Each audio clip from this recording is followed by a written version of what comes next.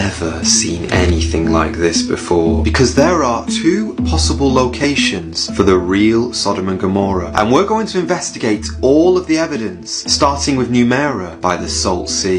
In 1924, archaeologist Dr. Albright discovered just near the southeastern tip of the Salt Sea, the landscape was completely desolate, almost as if something terrible had happened. Upon further inspection, he came to the conclusion that this was the location of the real Sodom and Gomorrah, and that the rising sea levels had actually covered the city ruins. 75 years later, a man called Ron Wyatt continued this research, and to his amazement, he found that these sulfur balls were everywhere. How do we know that they're made of sulfur? Well, Ron actually had the balls taken back to a laboratory in Knoxville, and there they were tested, and they came back as 95.72% sulfur. Now, before you see what happens when we light one of these little guys, it's really important to remember that if you today visited Gommorah, you would find these sulfur balls everywhere. In fact, archaeologist Joel Kramer recently conducted a similar experiment, and so did the Christian YouTuber Timo Shelley. So, watch what happens when these three men perform the same test and put a flame to these little chunks of brimstone.